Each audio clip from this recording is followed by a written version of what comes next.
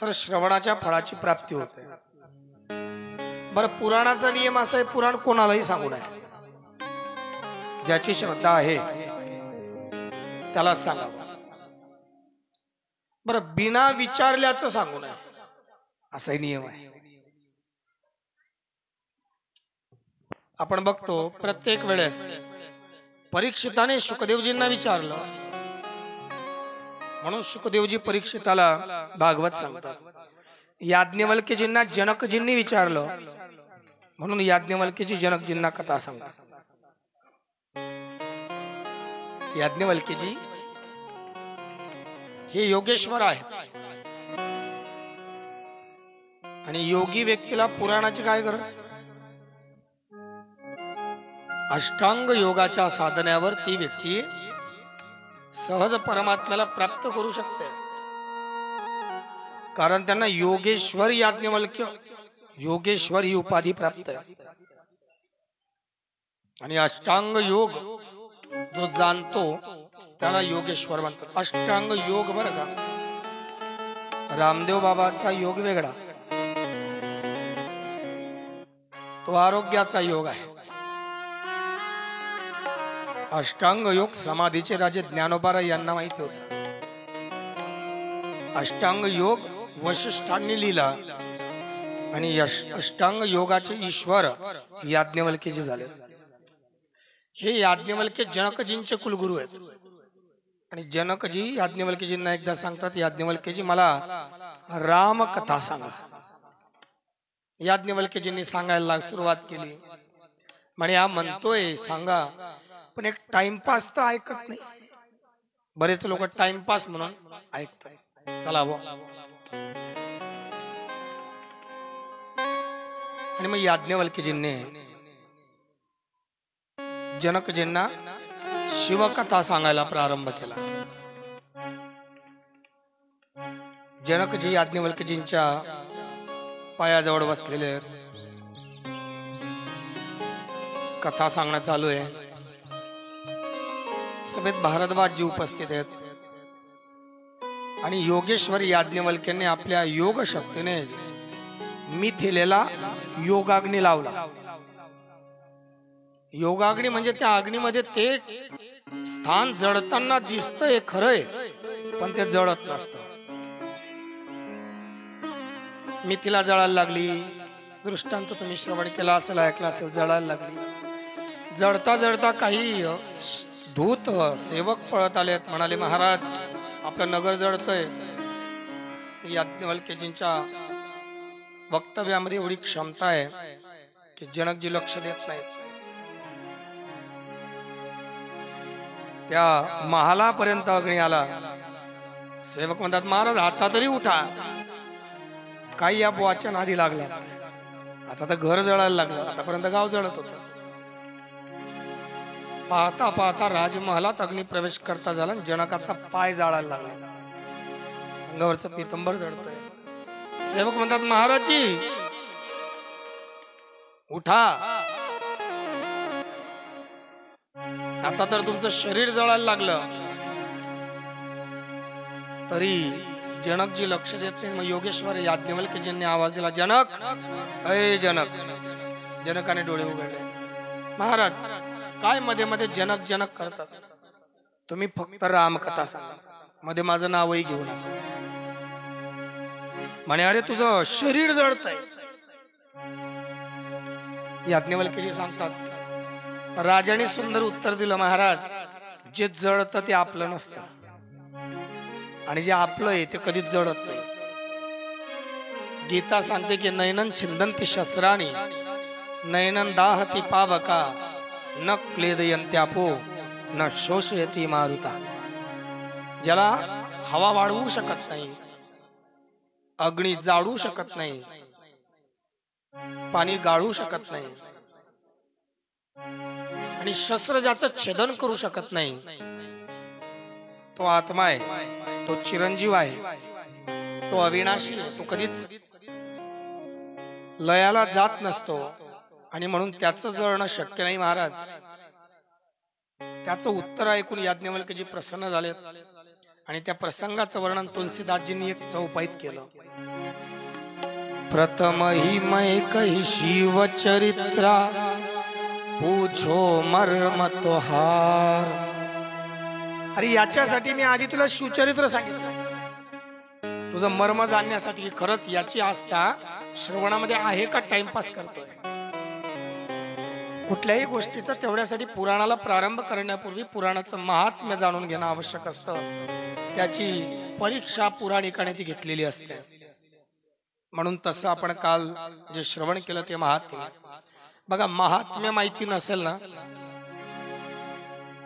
तर व्यक्तीला त्याची किंमत येत नाही. 8 नोव्हेंबर 2016 रात्री 8 वाजता नोटबंदी जाहीर झाली. नोटा बंद पडल्या आणि नेमकं झालं असं, इकडचा आपल्याकडचा बागायतदार शेतकरी त्याचं पेमेंट अटकलं होतं सावद्याकडे. आता त्या नवीन नोटा जास्त भेटत नव्हत्या, तो गुपचुपचं होतं, ते ट्रान्सफर करता येत नव्हतं. म्हणून 2-2 हजाराची बंडलच्या बंडल अशी एक वायरची थैली भरून त्या व्यापाऱ्याने त्या शेतकऱ्याला दिलं. पण बाबा रे, दिवसा जाऊ नकोस, लोक पाहतील. आता तो शेतकरी जसं आपली ती रक्कम निघेल तसं काढायच्या मागे होता. त्या शेतकऱ्याने आपल्या गाडीच्या हँडलला ती वायरची थैली टांगली, बंडल त्यावरच चालले. आता त्या सावद्याकडून येताना किनगाव पर्यंत रस्ता चांगला आहे, तिथून डांबुर्णी वगैरे विदगाव, आणि विदगाव पासून आमोदा पाटा तर खूपच खराब. तिथून गाडी चालते, गाडी चालताना ती दणके खाते. पौष महिना आहे, गहू पेरलेले शेतकऱ्यांनी. डिकसाईच्या आसपास एक शेतकरी गव्हाला पाणी भरत होता. गावांचे नाव एवढ्यासाठी सांगतो की तो आपला परिचित परिसर आहे म्हणून. गव्हाला आता पौष महिना, किती थंडी असते, रात्रीचा वेळ आणि अगदी कडाक्याची थंडी आहे. त्या थंडीमध्ये त्या ठिकाणी तो बिचारा पाणी भरणारा माणूस, सालदार कामगार, रात्रीचा वेळ 10-10:30 वाजले असतील. हा शेतकरी जीव मुठीत घेऊन, आधीच तर रात्रीचा वेळ, त्याजवळ पैसा, चालतोय. चालता चालता त्या दणक्यामध्ये काय झालं, त्या थैलीतून एक बंडल खाली पडलं. बंडल कितीचं आहे? 2000. आता मला सांगा, नवीन जेव्हा 2000च्या नोटा आल्या तर बऱ्याच लोकांना ही ओरिजिनल आहे असं वाटत नव्हतं. नकली वाटायच्या, त्या लहान मुलांच्या खेळायच्या, छोटी होती ना, आता सवय पडली.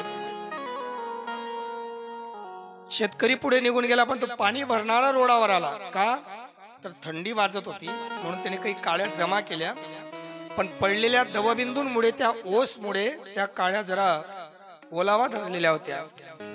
2-3 काळ्या त्याने लावल्या, पण काळ्या पेटेनात. विचार केला, याला एखादा कागद पाहिजे होता. रोडावर काही सापडतं का पाहिलं, बंडल सापडलं. म्हणे अरे वा, बरं झालं, जरा बॅटरीच्या प्रकाशात पाहिलं. म्हणे हा, हे तर पोरांचं खेळायचंय. रबर काढलं महाराज, एक पेटवली त्या काड्यांना, दुसरी, तिसरी, चौथी, 5वी, अख्खं 2000चं बंडल. आता 2000च्या नोटांचं एक बंडल म्हणजे 2 लाख रुपये असतील. मला एवढा अनुभव नाहीये, कारण पाहिले नाही कधी, पण असतील समजा. 2 लाख रुपये त्यांनी अंग शेकायला जाळून टाकले. नोटा खोट्या होत्या का? तरी त्यांनी का जाळल्या? कारण त्याला ती नोट आहे हे महत्व माहित नव्हतं. महत्व नाही माहित नसल्यामुळे त्यांनी ते जाळून टाकलं. महत्व माहिती राहिलं असतं तर जपून ठेवलं असतं. म्हणून कुठलंही पुराण माहिती, महत्व माहिती नसताना श्रवण केलं तर टीव्हीची सिरियल ऐकल्यासारखं लोक ऐकून घेतात आणि सोडून देतात. महत्व माहिती असेल तर त्याचं चिंतन केलं जातं. म्हणून कुठल्याही पुराणाच्या आधी महत्व, नाही तर आपलंही बंडलासारखं व्हायचं. म्हणून महत्व. चंचुला आख्यान आपण काल पाहिलं. बिंदू पिशाचम तारितू देव्या. चंचुलाच्या विनंतीवरून माता गिरिजेने, कैलास स्वामिनी जी आहे त्या गिरिजेने तुंबरू नावाचा आपला दूत पाठवला. त्यांनी शासन करून त्याला जबरदस्तीने का होईना बांधून शिवपुराण ऐकवलं, परिणाम पिशाचो तारितम, देव्या त्याला तारून नेलं देवीने. पुराण किंवा परमेश्वराचं सानिध्य, परमेश्वराचं चरित्र हे असं आहे, तुम्ही कसंही ऐकलं तरी फायदा आहे. जसं नामस्मरणाचं आहे, पडताळ करता रडता, रागाने द्वेषाने त्वेषाने संतापात जरी देवाचं नाव घेतलं तरी नाव घेतल्याचं पुण्य लागतं. तसं पुराण श्रवण केलं तर श्रवणाचंही पुण्य लागतं. पण तेच पुराण जर यथोचित धर्म मंडपामध्ये स्थिर होऊन श्रवण केलं तर त्याच्या अगाध पुण्याची प्राप्ती होते. असं हे शिवपुराण. सुतजी म्हणतात, महाराज मान्य आहे तुमचं सांगणं. मृत झालेला दुराचारी अनाचारी मातृपितृ वधूहंता असा तो बिंदुक मृत्यूनंतरही शिवपुराणाच्या श्रवणाने उद्धरून गेला, पिशाचाचा उद्धार झाला. पण मग हे शिवपुराण या पृथ्वीवर आलं कसं? सुतजी म्हणतात, म्हणा हो, एकदा सनक सनंदन सनातन आणि सनत कुमार हे ऋषी आंगोडीला आले होते. म्हणाले कुठे? तर म्हणे धर्मक्षेत्र जे आहे, सुतजी वर्णन करतात, धर्मक्षेत्रे महाक्षेत्रे गंगा कालिंदी संगमे परमे पुण्य ब्रह्म लोकस्य वर्तनी पुन्हा. जे धर्मक्षेत्र आहे, जे महाक्षेत्र आहे, कोणतं? गंगा कालिंदी संगमे. मग गंगा आणि कालिंदीचा संगम कुठे? जिथे गंगा कालिंदीचा संगम आहे ते महाक्षेत्र आहे, ते पुण्यक्षेत्र आहे. कालिंदी नाम यमुना, आणि गंगा आणि यमुनाचा संगम प्रयाग या क्षेत्रावर होतो. म्हणतात गंगा यमुना सरस्वती, पण सरस्वती गुप्त आहे. प्रत्यक्ष प्रवाह गंगा आणि यमुनेचा दिसतो. यमुनेला नाव आहे कालिंदी.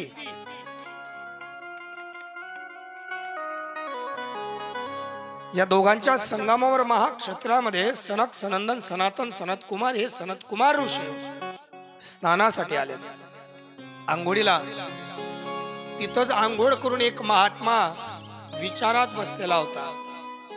जो विचारात बसलेला महात्मा आहे त्याचं नाव आहे व्यास. याला वेदव्यास म्हणतात, पराशराचा व्यास. या चारही भावंडांनी स्नान केलं आणि व्यासाकडे पाहिलं. व्यास विचारात. व्यासाला विचार नसावा. व्यास आपण गणितात शिकतो, वर्तुळाच्या मध्यभागी जो छेदन करतो, जी रेषा आहे त्याला व्यास म्हणतात.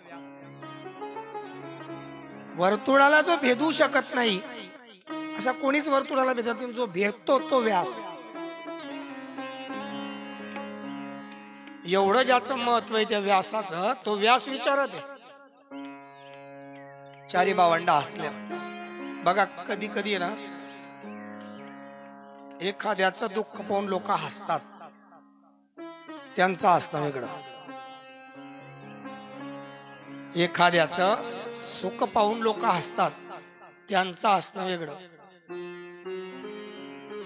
एखाद्याला दुःखात पाहिलं का लोक आनंद होतो. आज 1 मे निकालाचा दिवस शाळेचा. बऱ्याच मुलांना आपण नापास झालो, आता नापास तर कोणी होतच नाही, पण नापास झालो याचं वाईट वाटत नाही. पण आपल्याच बेंचवर बसणारा मित्र पास होऊन गेला याचं जास्त दुःख असतं. हा वर्ग वेगळा. एक दुसरा वर्ग आहे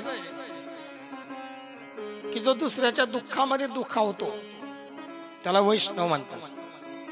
वैष्णव जन ते येणे काही वैष्णव जन तो येणे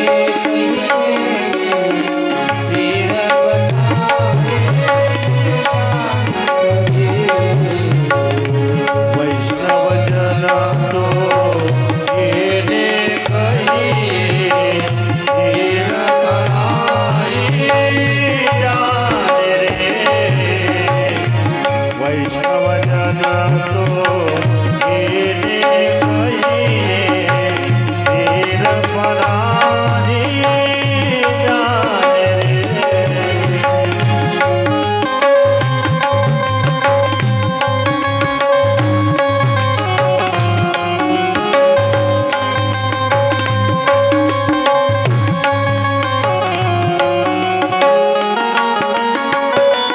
जय हो.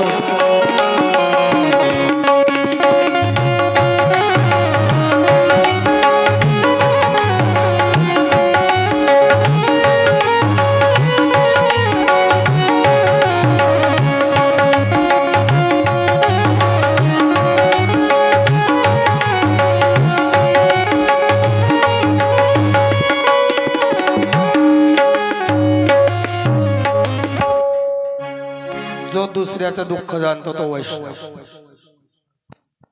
माऊली महावैष्णव म्हणतात की शरीराला रुतलेला, पायाला रुतलेला काटा याची वेदना पायापुरती मर्यादित न राहता डोळ्यातून अश्रू येतो. त्या प्रकारे जगाच्या पाठीवर कोणाला दुःख झालं असेल तर ते दुःख मला झालं असं मी जाणतो. हे माऊलींचे शब्द आहेत. म्हणून त्यांना महावैष्णव म्हटलं. पर दुःख दुःखावे तो प्राणी दुर्लभ. दुसऱ्याच्या दुःखात दुःखी होणारा व्यक्ती तो वर्ग वेगळा. लोकांच्या सुखात सुखी होणारे वरच्यावर असे भरपूर सापडतात.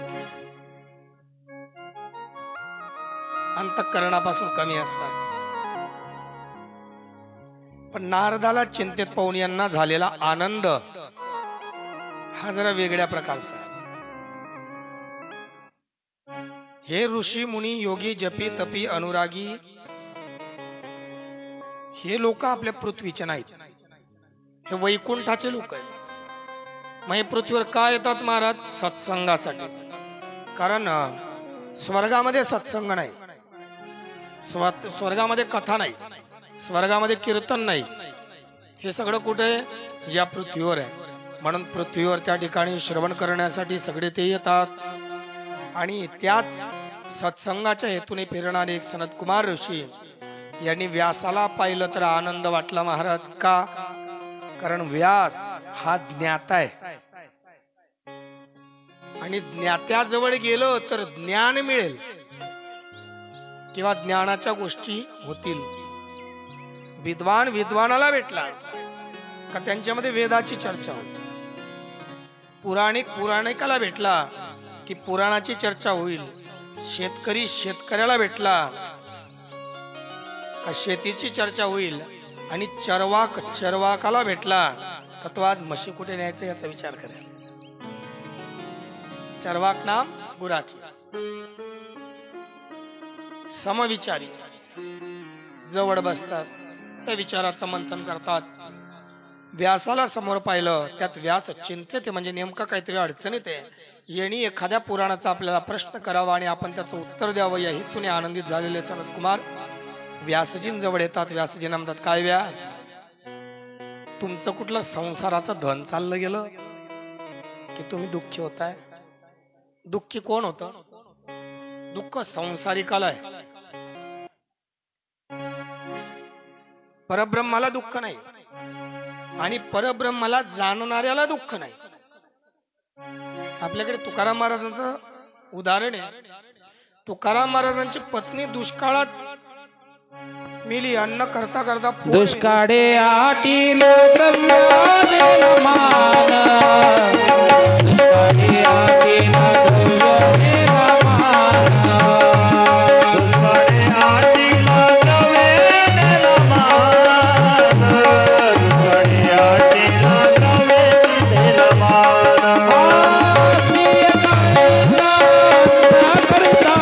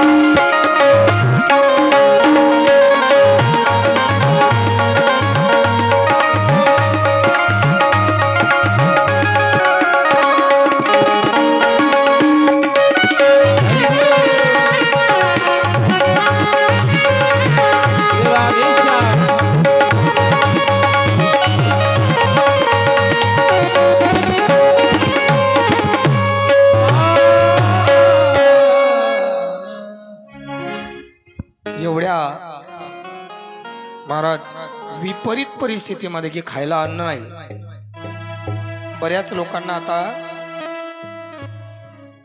संकट येतात आणि लोक संकटात डडमडतात.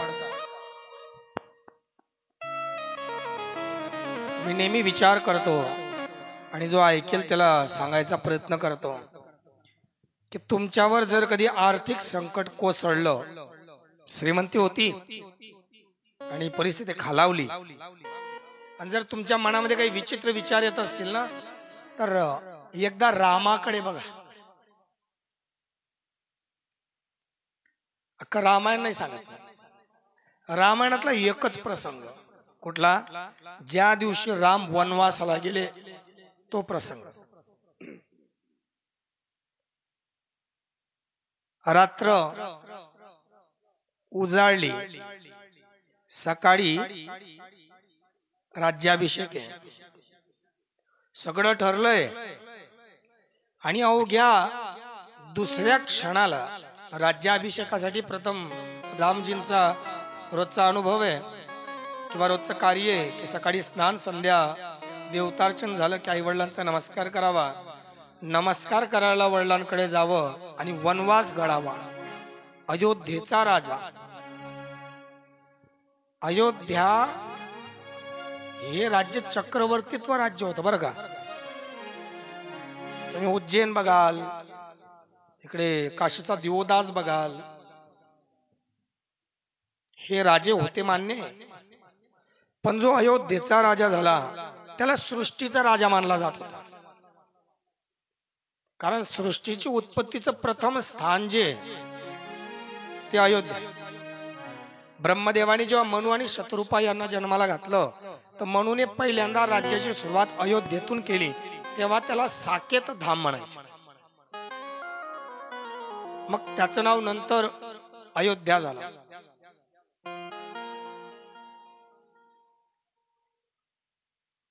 सृष्टीचा राजा होणारा माणूस अवघ्या दुसऱ्या क्षणाला अरण्यवास होतो. बरं एवढा कठोर की नदीवर नावेमध्ये बसून पार जायचंय तर केवटाला म्हणे नाव आणत, केवट नाव आणत नाही. बरं बसले नावेमध्ये तर त्या केवटला भाडं द्यायला पैका नाही जवळ, आणा. एकाच रात्रीत सगळं उलटलं, एका रात्रीत. केवटाच्या नौकेमध्ये बसलेल्या रामाला एवढी घोर चिंता लागली की याच्या नावात बसलो तर खरं याला द्यावं काय.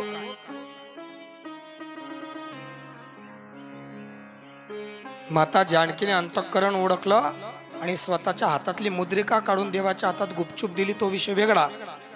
पण विचार करा, एका रात्रीमध्ये सृष्टीचा राजा होणारा माणूस, त्याच्याकडे भाडं द्यायला पैसे नाही, एवढी तर बिकट परिस्थिती आपल्यावर कधी येत नाही. आणि ज्याच्यावर खूप चांगली परिस्थिती आली असेल आणि त्याचे जर पाय जमिनीवर टेकत नसतील तर त्यांनी हरिश्चंद्राकडे पहा. त्याच अयोध्येचा राजा असणारा, सृष्टीचा छत्रपती असणारा तो हरिश्चंद्र एवढा श्रीमंत असूनही स्वप्नात विश्वामित्राला राज्य दान करून टाकतो. त्या विश्वामित्राने त्याला प्यायला पाणी ठेवू नये, बाजारात त्याचा लिलाव करावा, एवढा नम्र होतो. तो गुण ज्याचे पाय जमिनीवर टिकत नसेल त्याने घ्यावा. निरंतर हा विचार मनामध्ये ठेवावा की अरे आपण कितीही श्रीमंत झालो तरी हरिश्चंद्रा इतके नाही. परिस्थिती केव्हा कलटणी खाईल सांगता येत नाही. म्हणून विचार संकटाच्या काळामध्ये असेल किंवा सुबत्तेच्या काळामध्ये असेल, पुराणाचा करावा. एवढं आपलं उत्तम साहित्य आपल्या संतांनी आपल्याला दिलं. ज्या संतांनी 18 पुराणाचं साहित्य आपल्याला दिलं ते संत महर्षी व्यास चिंतातूर आहेत प्रयागाच्या क्षेत्रामध्ये.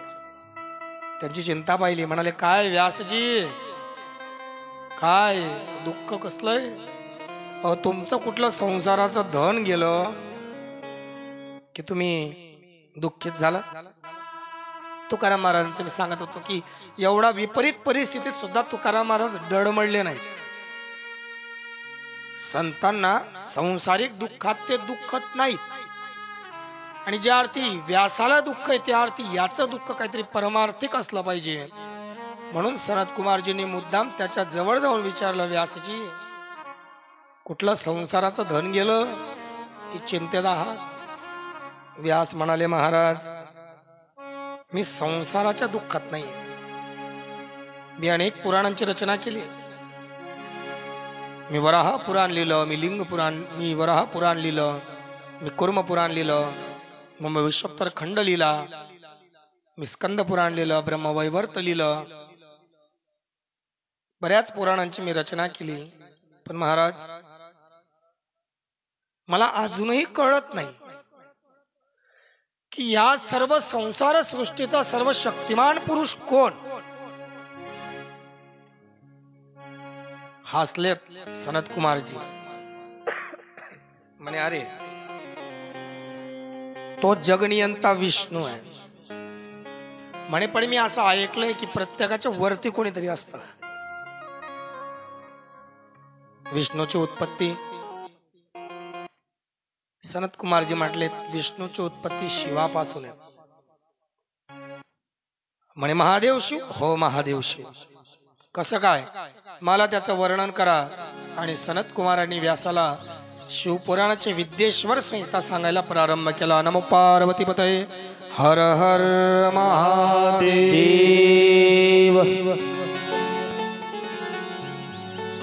म्हणाले शिवपूजा करायची असेल, शिव प्रसन्न करायचा असेल तर 16 उपचारांनी त्याची पूजा करावी.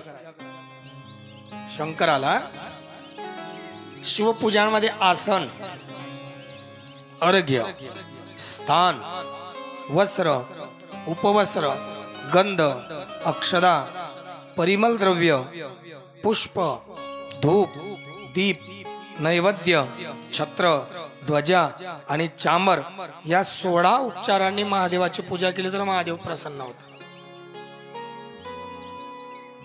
बरं, महादेवाच्या पूजेचं 4 टप्प्यांमध्ये महत्व आहे. महादेवाला तुम्ही रुद्राक्ष धारण केलेत तर तुम्हाला 25% पुण्य मिळतं. भस्म लावलं तर 50%, म्हणजे रुद्राक्षाचं 25, भस्माचं 50, 50%. शिवालयात बसून पूजा केली तर 25%, 75. आणि या 16 उपचारांनी गंधद्रव्य देवाला अर्पण केलं तर 25, असं 100%. कपाळावर तिलकच नाही आणि शिवालयात आपण जल चढवायला जातो, उपयोग नाही. शैव असेल किंवा वैष्णव असेल त्याने तिलक धारण करावा. शास्त्र असं म्हणतं की ज्याचं ललाट सुनय त्याने देवालयात प्रवेश करू नये. ललाट म्हणजे कपाळ. मग ते सुनं कधी असतं? जेव्हा सूतक असतं तेव्हा. सूतकात देवालयात प्रवेश होत नाही.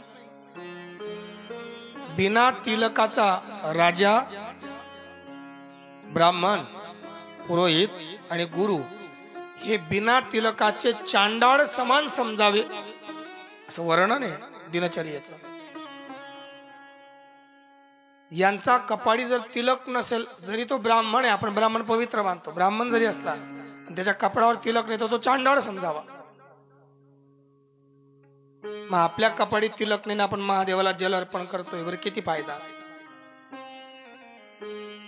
आपल्याकडे दुविधा खूप आहे. आपण करतो तर आहे सगळं, पण चुकीच्या पद्धतीने करतो म्हणून त्याचा फायदा होत नाही.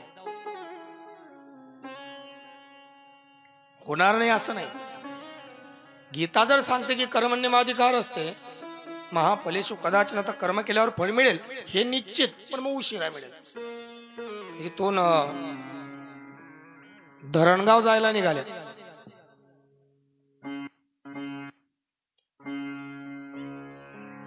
रस्ता तोच आहे, सोनद मार्गे वीरपाटा. साधनाचं चयन केलं. बघा साध्य काय आहे? धरणगाव. साध्य धरणगाव.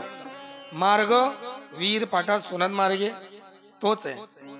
पण साधनाचं चयन करताना गाढ बैल या साधनाचं चयन केलं. किती वेळ लागेल? 4 तास अंदाजित धरूया. 4 तास लागतील. तिथं तुम्ही घोडा या साधनाचं चयन केलं 2 तास. मोटरसायकल या वाहनाचं चयन केलं तर अर्धा तास किंवा पाऊण तासात धरणगाव आपण पोहोचू. साध्य बदललं का? बरं मार्ग बदलला, साधन बदललं म्हणून विलंब आहे. धरणगाव तिथंच आहे, रस्ता तोच आहे, जायचं तिथंच आहे, जाणारा माणूस तोच आहे, पण साधन बदललं. परिणाम वेळ झाला. म्हणून साधन योग्य निवडावं. आपण करतो सगळं, देवालाही जातो, पण आपण साधनच चुकीचे निवडतो. बरं एवढ्या धर्मशास्त्र माहिती नसल्यामुळे आपण एवढ्या चुक्या करून बसतो. माहितीये शिवपुराणात सांगितलेलं आहे स्त्रीने शिवलिंगाचं मर्दन करू नये.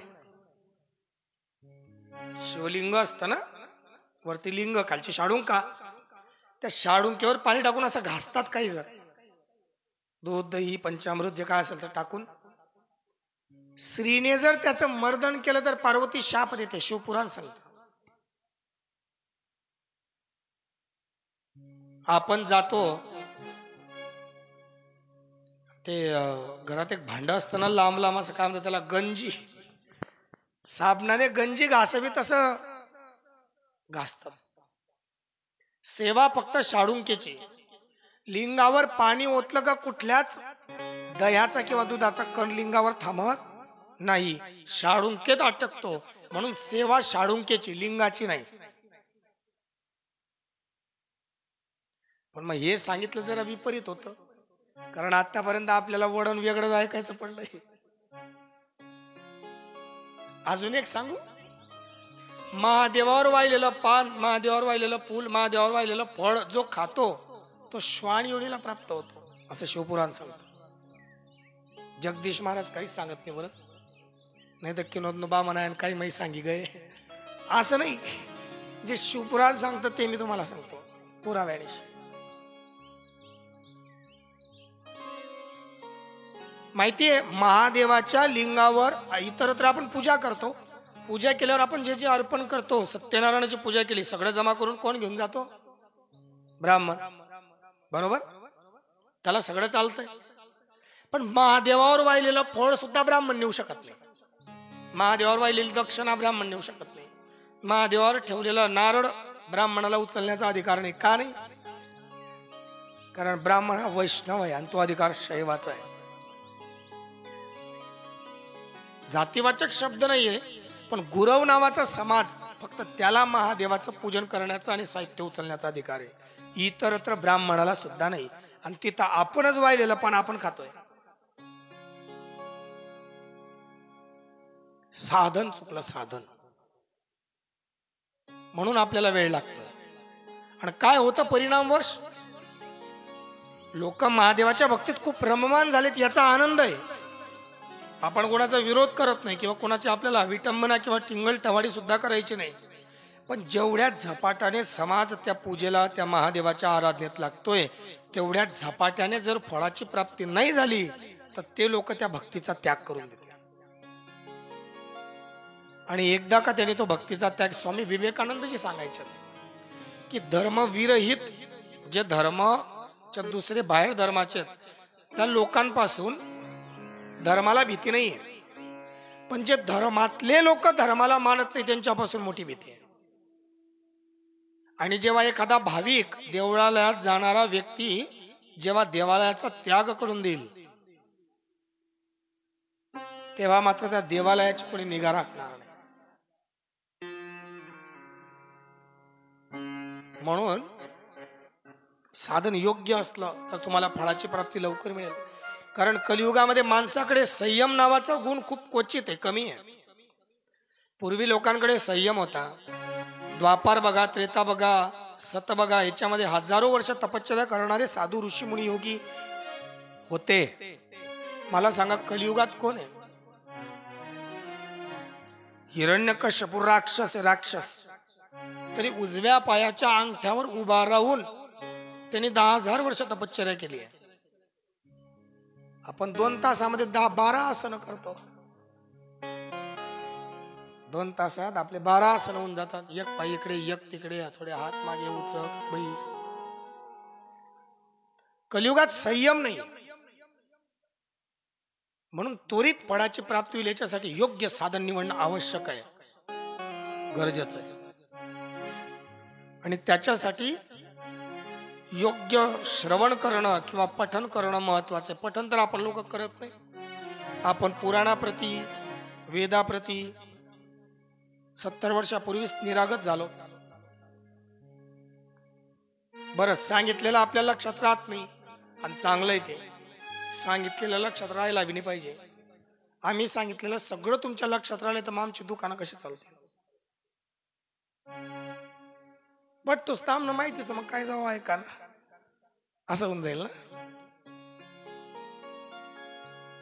असं लिंगाबद्दल सांगत होतो. महादेवाचे 16 उपचारे पूजा करावी.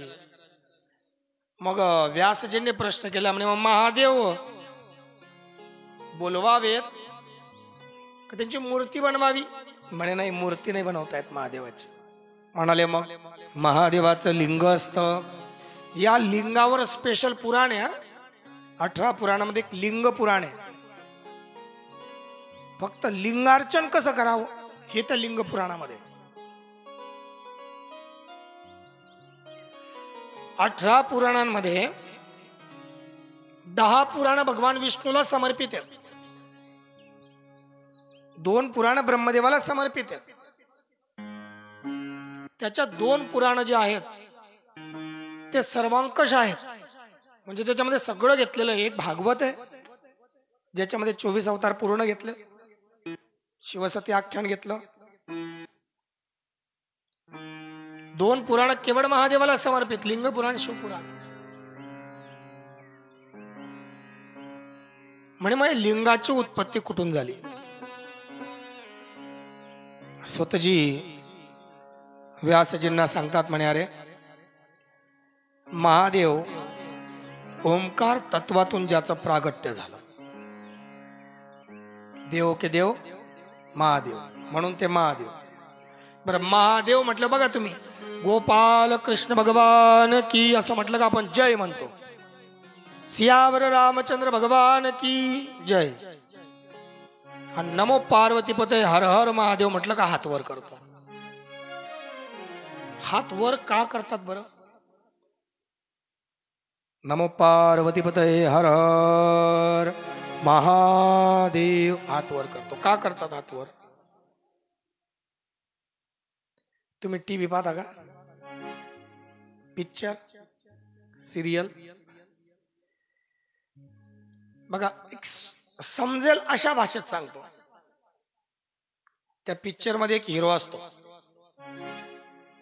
बरं का बापू, एक हिरो असतो आणि एक असतो विलन, म्हणजे काय, तो खलनायक. तो चोर, डाकू, गुंडा, दरोडेखोर जो असेल तो. मग तो जो हिरो असतो तो पोलीसवाला असतो आणि तो चोरी करून पळतोय. मग त्याच्या मागे बंदूक घेऊन धावतो. तो तिकडनं गोळ्या मारतो, हा इकडनं गोळ्या मारतो.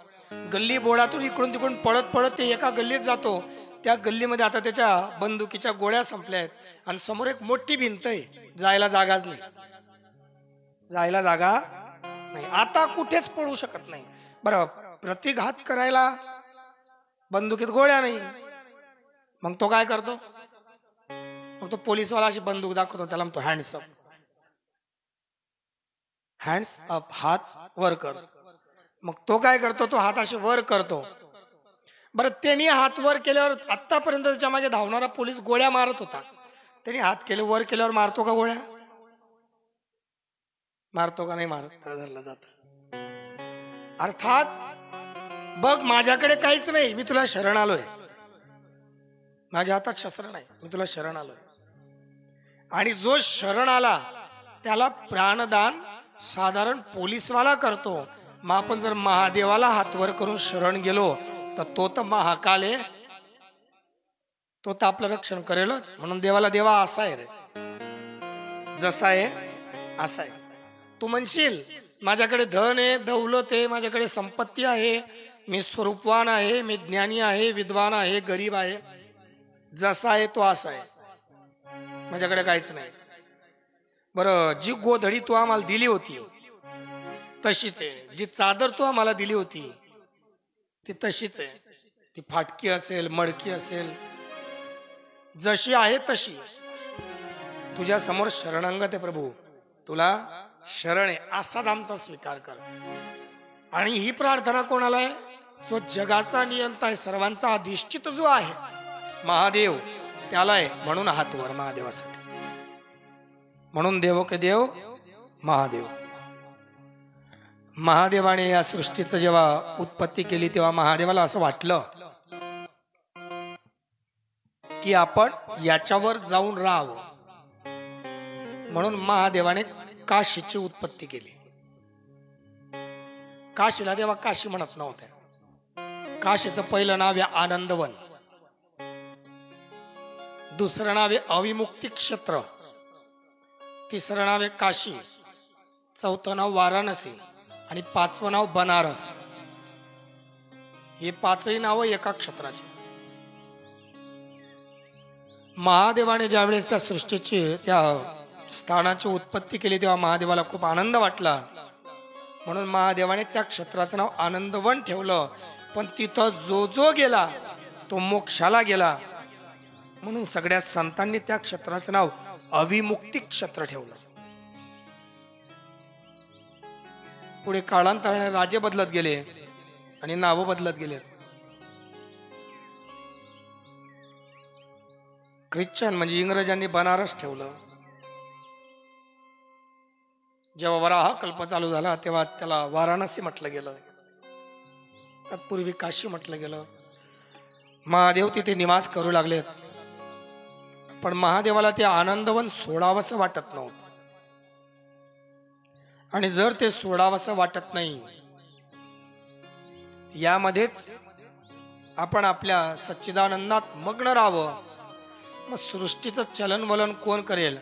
म्हणून महादेवाने आपल्या उजव्या हाताच्या बाहूला जे सुंदर महादेव आहे, महादेव कसे आहेत? गोरेपान. महादेवाचा रंग कसा आहे? गोरा आहे. बऱ्याच लोकांनी कोणी महादेवाला चित्रात काळा दाखवला, कोणी निळा दाखवला. बहुतांशी फोटोंमध्ये हे काय होतं माहिती का? हे बिंबवलं जातं आपल्या मनावर अप्रत्यक्षपणे, आणि ते बिंबत. रस्त्याने चालताना लावलेल्या जाहिराती, प्रसारण होत असताना आलेले नवीन नवीन ऍडव्हर्टाईज, हे जरी आपण लक्ष देऊन पाहत नसलो तरी कुठेतरी ते पुन्हा पुन्हा पाहून आपल्या मनावर बिंबतात. आणि म्हणून आपण दुकानात गेलो का कोलगेटच मागतो. हे बिंबत सगळं मनावर. हे बिंबवलं गेलं आपल्या मनावर की काळ्या रंगाचा महादेवाचा फोटो, ज्याच्यात महादेव जटाजूट, सर्प आहे, चंद्र आहे, बाजूला त्रिशूल आहे, नरमुंडांची माळा गळ्यामध्ये आहे, काळ्या रंगाचे महादेव बसले. खरं पाहायचं म्हटलं तर महादेवा इतका गोरा कोणीच नाही. श्रुती माता वेदाची रुची सांगते की महादेव किती गोरे आहेत, तर म्हणे कर्पूर गौरम, जो कापुरा सारखा गोरा आहे. कर्पूर गौरम करुणावतारम संसार सारम भुजगेंद्र हारम. जो कापुरा सारखा गोरा आहे, जो करुणेचा अवतार आहे, ज्याच्या भुजंग नावाचा सर्प गळ्यामध्ये हार म्हणून विराजमान आहे, भुजंगेंद्र हारम, असा महादेव. असा महादेव म्हणे सदा वसंतम भवम, भव म्हणजे महादेव, भवानी म्हणजे गौरी, सहितम नमामी, माझ्या हृदयात वास करणारे भव आणि भवानी यांना मी नमस्कार करतो. हे वेदाचं श्रुतीचं प्रमाण आहे की महादेव गोरा आहे. आणि आपण वेद मानतो, वेदाचं प्रमाण ते प्रमाण, नंतर कोणी काय सांगितलं त्याचं लक्ष. लोकांनी राधा कृष्णाची प्रेम कथा मांडून टाकली. महादेवाच्या रंगाचं काय घेऊन मस्त. भागवताचा विचार केला तर भगवान कृष्ण परमात्मा फक्त 10 वर्ष गोकुळात राहिलेत. 10 वर्षात कुठे प्रेम कथा होणार आहे हो. आता टीव्हीवर सिरियल चालू आहे, त्याच्यामध्ये कृष्ण पण युवक, राधा युवती, आणि त्या दोघांमध्ये प्रेम गीत. हल्ली स्टेटसवर वगैरे सगळीकडे तेच झळकतंय. याच्याने काय होतं, संस्कृती आणि इतिहास जो आहे तो द्रुमिल होतो.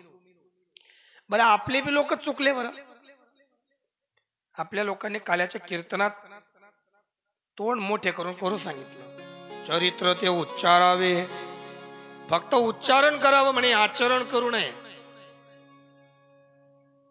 पण कृष्णाचं चरित्र जर आचरण करता आलं तर कृष्ण चरित्र आचरण करावं, काही गोष्टी सोडून. बघा तुम्ही, कृष्णासारखा राजकारणी माणूस तुम्हाला कुठे सापडणार नाही. कृष्णासारखा शूर कुठे सापडणार नाही. शून्यातून जग निर्माण करणारे एकमेव द्वापारातला राजा कृष्ण. कृष्ण परमात्मा वंश परंपरेत राजे नाहीत, पण पृथ्वीवर सगळ्यांचं राज्य आहे, म्हणून स्वतःचं राज्य निर्माण करायला समुद्र मागे सरकवला. समुद्राने मागे सरकून जागा दिली म्हणून द्वारका निर्माण झाली.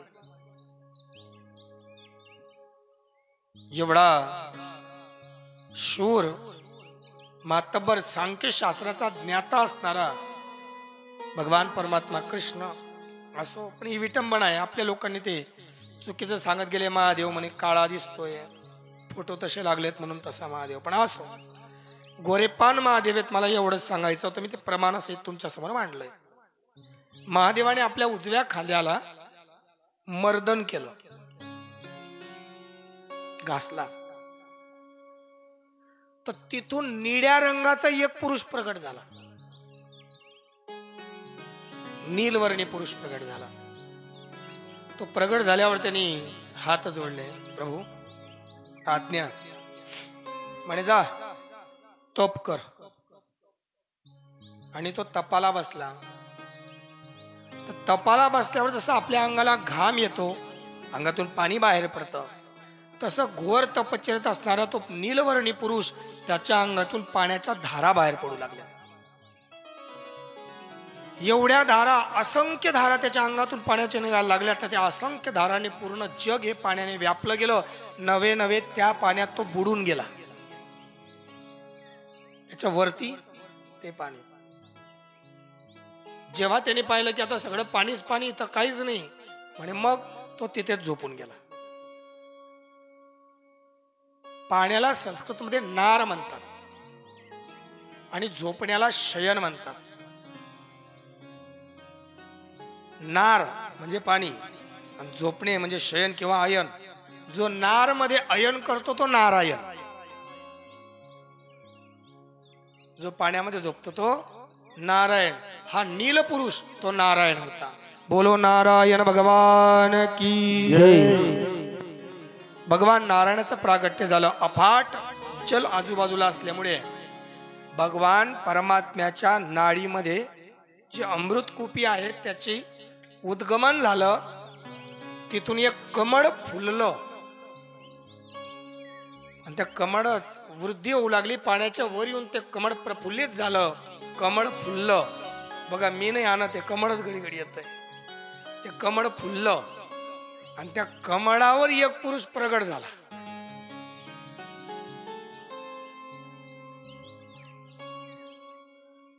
गोपाल कृष्ण भगवान की जय. कमळ फुलणं आवश्यक आहे. कमळ फुललं नाही तर ब्रह्मदेव कसं काय नाही गेलं. त्या जलाच्या वरती आलेलं कमळ प्रफुल्लित झालं आणि त्या उमललेल्या कमळावर एक पुरुष प्रगट झाला. पुरुष प्रगट झाल्याबरोबर त्यांनी समोर पाहिलं तर पाण्याच्या शिवाय काही दिसतच नाही. म्हणून त्याने डाव्या बाजूला बघितलं, काही नाही. मागे बघितलं, काही नाही. चारही दिशांना पाहिलं पण चार दिशांना काही दिसत नाही. म्हणून आकाशाकडे पाहिलं. जन्मल्याबरोबर त्यांनी जिथं जिथं पाहिलं तिथं तिथं त्याला एक तोंड आलं.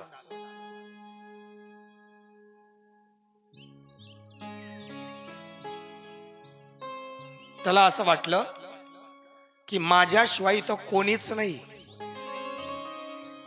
मीच ब्रह्म आहे. म्हणून आनंदात त्यांनी टाळी वाजवली. त्या टाळीचा आवाज त्या पाण्याच्या लहरींना स्पर्श करता झाला आणि त्याचा नाद खाली अयन केलेल्या नारायणापर्यंत गेला. आणि नारायण सांगितलं, आय एम हिअर, मी आहे म्हणे. तेव्हा त्याला असं वाटलं कोणीतरी आवाज दिला, पण आवाज देणारा पुरुष दिसत नाही.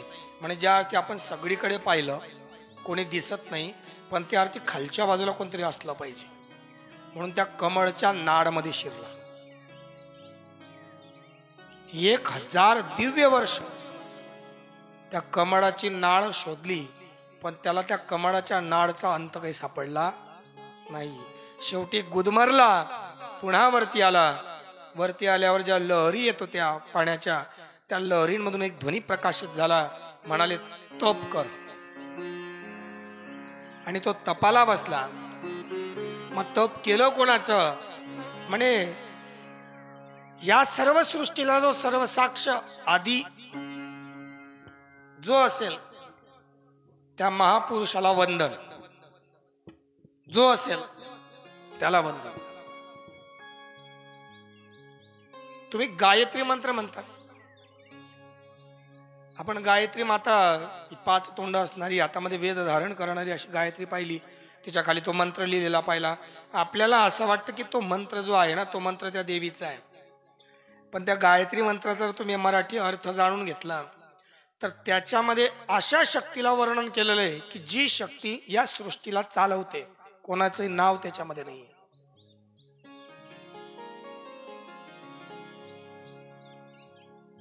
धीमही, मी ध्यातो कोणाला? भर्गो देवस्य, जो कोणी देव असेल ज्यांनी हे प्रगट केलं, म्हणे त्याच्या प्रती माझा भाव प्रचोदयात शरणांगतात. तो कोणीतरी, नाव नाही त्या मंत्रात कुठल्या देवतेचं.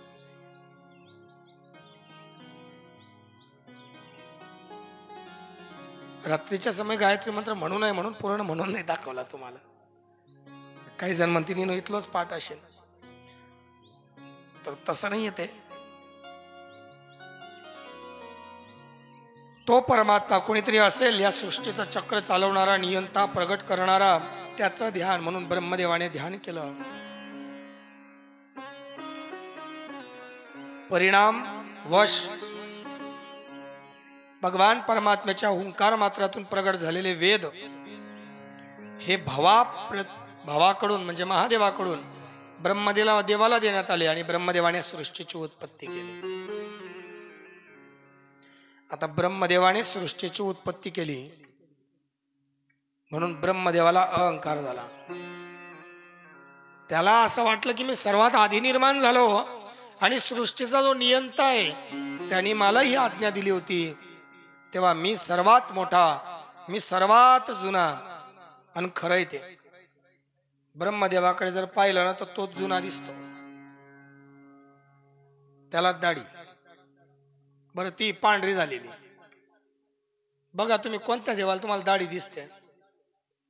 इंद्राला दाढी आहे? नाही. चंद्राला, वरुणला, अग्नीला प्रत्यक्ष नाही, पण तुम्ही सिरियल मध्ये तर पाहिले, फोटोत तर देव पाहिले. आहे कुठल्या देवाला दाढी? महादेवाला जटा आहेत पण दाढी नाही. यांना दाढी आहे आणि ती पांढरी झाली.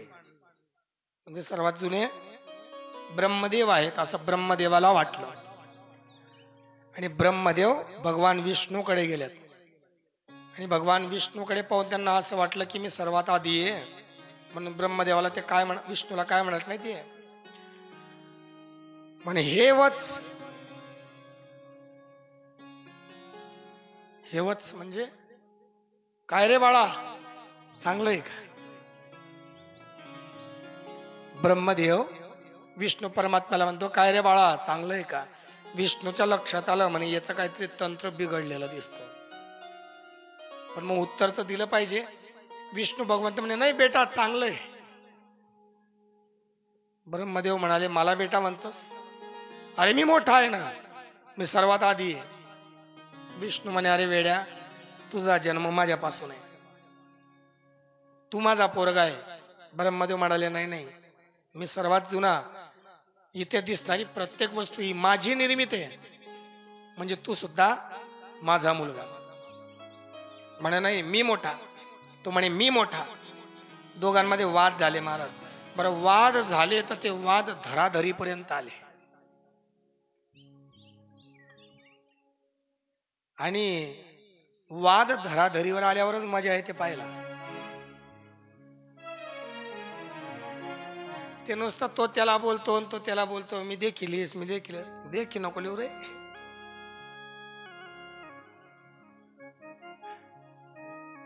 त्याच्याशिवाय मजा नाही का बाळा भाऊ. तो तोपर्यंत बोलत नाही जोपर्यंत त्याला 4-5 लोक धरत नाही. 4-5 धरल्यावर मग तो तू सोड, मी पाहतो. आणि त्याला सोडला का असा जवळ जातो, उभा राहून जातो तो. पण यांचे वाद एवढे विकोपाला गेलेत की दोघांनी एकमेकावर अस्त्राचं संधान केलं. ब्रह्मदेवाने पाशुपत नावाचं अस्त्र सोडलं, तर विष्णू परमात्म्याने रुद्र नावाचं अस्त्र सोडलं. आता रुद्र आणि पाशुपत दोघं महादेवाचे आहेत. बरं, दोघं महादेवाच्या चिदशक्ती अनन्य असाधारण शस्त्र आहेत. एकमेकाला जर ठोकले गेलेत तर त्याच्यातून उत्पन्न केलेली सगळी सृष्टी नाश पावेल. म्हणून त्या दोघांच्या अस्त्राच्या मध्ये महादेव प्रगट झाले. पण कसे? उत्पत्तायाम अग्निस्तंभा ये निर्गताम सुरा. त्या दोघं देवांच्या समोर अग्निस्तंभ, अग्नी म्हणजे आग आणि स्तंभ म्हणजे खांबा. एक मोठा खांब ज्याच्यात फक्त ज्वाला होत्या असा खांब प्रगट झाला. आणि ते दोघं अस्त्र येऊन त्या अग्निस्तंभामध्ये लोप पावलेत. आता तिकडनं विष्णू परमात्मा, इकडनं ब्रह्मदेव, दोघं समोरासमोर आलेत. दोघांनी एकमेकाकडे पाहिलं आणि त्या अग्निस्तंभाकडे पाहिलं. म्हणे हे काय, हे तर नवीनच दिसत. म्हणे याचा शोध करूयात. शिवपुराण वर्णन करतं की ब्रह्मदेवाने हंस रूप धारण केलं आणि वरच्या बाजूला शोधायला निघाले. तर विष्णू परमात्म्याने वराह म्हणजे सुकराचं रूप धारण केलं आणि खाली जमीन कोरत खाली निघाल्या. सुतल, वितल, तलातल, महातल, रसातल, पाताळापर्यंत गेल्या. आपण जिथं राहतो हे भूलोक आहे. 14 भुवन आहेत. जिथं राहतो इथून वरती 6 आणि खाली 7. आपण राहतो त्याला भूलोक म्हणतात. याच्यावरती भुवरलोक, महरलोक, जनोलोक, अपोलोक, तपोलोक, सत्यलोक 7 लोक. आणि याच्या खाली सुतल, वितल, तलातल, महातल, रसातल, पातल 7 पाताळ. ब्रह्मदेव वरच्या बाजूला शोधतोय, विष्णू परमात्मा खाली शोधतायत. शोधत शोधत शोधत रसातलापर्यंत आले. आणि रसातलाला अनंत नावाचा शेष जो पृथ्वीचं धारण करतो तो बसलेला होता. विष्णू परमात्मा खाली जाताना विष्णू परमात्म्याने त्याच्याकडे पाहिलं. त्या शेषाने पण पाहिलं, अनंत नावाचा शेष. म्हणे काय, कुठं? म्हणे ये. कुठपर्यंत पाहिला? तो म्हणे जा. म्हणे किती खाली असेल? म्हणे 6 विष्णू आधी गेलेले आहेत, त्यातला एखादा भेटला का विचार.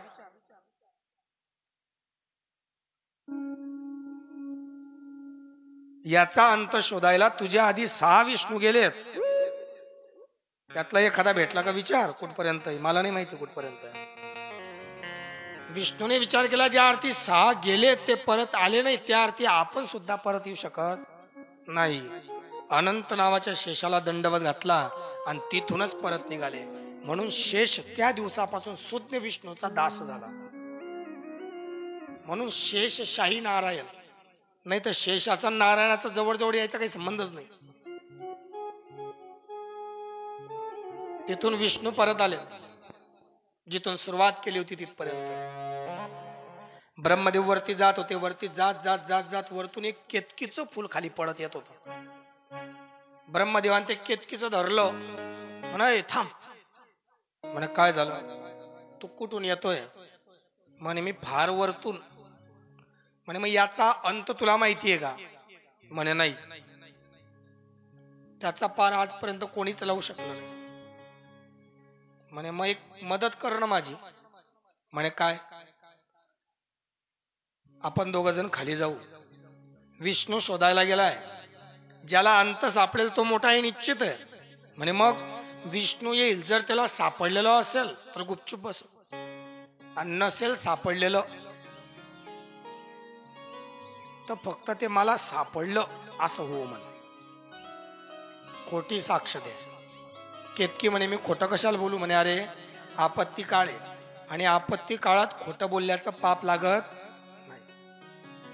खोटं बोलल्याचं पाप केव्हा लागत नाही? खोटं बोललं पाहिजे बरं का. शास्त्र सांगतं प्रत्येक ठिकाणी खरं बोलू नये, काही ठिकाणी खोटं बोलावं लागतं. कुठे खोटं बोलावं? शास्त्र म्हणतं, विष्णू परमात्मा गरुडाला सांगतात की सत्य होय असत्य, असत्य होय सत्य. कित्येक असत्य स्वर्गी जात, कित्येक सत्य भोगित नरक पै. कितीतरी खरं बोलणारे नरकात आहेत आणि कितीतरी खोटं बोलणारे स्वर्गात आहेत. म्हणून खोटं बोलणं पाप आहे असं नाही, पण कुठे बोलावं याचा नियम आहे. मग कुठे खोटं बोललं पाहिजे? उपवर कन्याचा विवाह, एखादी कन्या आहे तिचा विवाह जुळून येतोय, त्या ठिकाणी खोटं बोललं तर चालतं. आपल्याला विचारलं का रे भाऊ कशी आहे पोरगी? आपण म्हणावं चांगली आहे. की 2 महिन्यांनी झिट्या का धरेना? पण आपण तेव्हा सांगावं चांगलं आहे. उपवर कन्याची कीर्ती, श्री प्रोत्साहन. एखाद्या नववधूने मेहनतीने रुचकर व्यंजन म्हणजे पदार्थ बनवले असतील, आणि एखादा पदार्थ बिघडला असेल, विचारण्यात आलं कसा झालाय पदार्थ, तरी चांगला म्हणावा. श्री प्रोत्साहन. उपवर कन्याची कीर्ती. सर्वस्व हनन, जीवावर गड्यावर तलवार आली आहे आणि खोटं बोलल्याने वाचतोय, तर तिथं खोटं बोलण्याचं पाप नाहीये. सर्वस्व हनन जिथे तिथं खोटं बोलू शकतो. गो आणि देवालय, जिथं गायीची हत्या आणि देवालयाचा नाश आपल्या खोटं बोलल्याने थांबतोय, तर तिथं खोटं बोलणं पाप नाही. या बाकीच्या सर्व ठिकाणी खरं बोललं तर पाप आहे. बघा असं होणं शक्य नाही, पण झालं. एखादी गाय इकडून धावत अशी आली आणि या नदीच्या रस्त्याला गेली, त्याच्या मागे कसाई आहे, आपण सगळे बसलोय. कसाईने विचारलं का हो गाय कुठे गेली? आपण सांगितलं खाली गेली. खरं बोललो. परिणाम तो जाऊन ती गाय पकडून तो मारेल. त्या गो हत्येमध्ये जेवढा पातकी तोय, तेवढ्या बरोबरीची हिस्सेदार आपण आहे. खरं बोलण्याचा मार्ग. इथं म्हणालो खोटं बोललो, दुसराच मार्ग दाखवला. परिणाम गाय वाचेल. खोटं बोललो तरी गाय वाचवल्याचं पुण्य. म्हणून कुठे खरं कुठे खोटं बोलावं. ब्रह्मदेव केतकीला म्हणतो केतकी आपत्काळ आहे, खोटं बोलण्याचं पाप नाही, फक्त माझ्या बाजूने साक्ष दे की मी बघितलं असं म्हणत चालतंय. ब्रह्मदेव हंस स्वरूपामध्ये केतकी पुष्पला घेऊन खाली आलेत. समोरासमोर दोघांचं झालं. ब्रह्मदेवाने विष्णूला विचारलं काय मिळाला का अंत? विष्णूने त्या अग्निस्तंभाकडे पाहिलं, हात जोडले आणि म्हणाला नाही, या महान शक्तीचा अंत मी शोधू शकलो नाही. ब्रह्मदेव मोठ्याने हसला, टहाका दिला, म्हणे अरे मी पाहिला. विष्णू म्हणे खरं म्हणतो का? विचार केतकीला. केतकीकडे विष्णू परमात्म्याने पाहिलं. केतकी पुष्प म्हणाला हो ब्रह्मदेवाने याचा अंत पाहिला. एवढा शब्द बोलल्याबरोबर महाराज त्या अग्निस्तंभातून काल भैरव नावाचा देव प्रगट झाला. बोल काल भैरव भगवान की जय. यम यम यम यक्ष रूपम दिश दिश वदनम भूमिकंपायमान सम सम सम संहार मूर्ति दुर्जटा शेखरम चंद्रबिंबा दम दम दम दीर्घकायम उद्वरेखा कराला पम पम पम पापनाशम प्रणमत सततम भैरवम क्षेत्रपाल. असा महाभयंकर क्षेत्रपाल भैरव काळ भैरव तिथं प्रगट झाला. प्रथम तर ब्रह्मदेव खोटं बोलला म्हणून ज्या तोंडाने खोटं बोलला ते तोंड त्या काल भैरवाने आपल्या त्रिशूलाच्या आघाताने उडवून दिलं. 5 तोंडांचा ब्रह्मदेव 4 तोंडांचा झाला. केतकीला म्हणे केतकी खोटं बोललीस, जा आजपासून तुला शिवपूजेतून वर्ज करतो. तू शिवपूजेत चालणार नाहीस. केतकी शिवपूजेत चालत नाही. वास्तविक केतकीचं फुल दिसायला इतकं सुंदर आहे, म्हणजे महादेवाला जी जी फुलं वाहिली जातात त्या फुलांचे सर्व गुण केतकीमध्ये. दिसायला पांढरं आहे, बरोबर 5 पाकळ्यांचं आहे, काही ठिकाणी 4ही असतात, मध्ये छानसा पिवळसर रंग असतो कन्हेर सारखा, अगदी अछिद्र, त्याचं पाकळी फाटलेली नसते. महादेवाच्या पूजेमध्ये ज्या फुलाची वर्णी सांगितली की असं फुल पाहिजे त्या सर्व नियमांमध्ये केतकीचं फुल बरोबर बसतं. पण तरी शिवपूजेमध्ये वर्ज आहे. आणि मी बऱ्याच मंदिरांमध्ये तेच फुलं वाहिलेले पाहतो.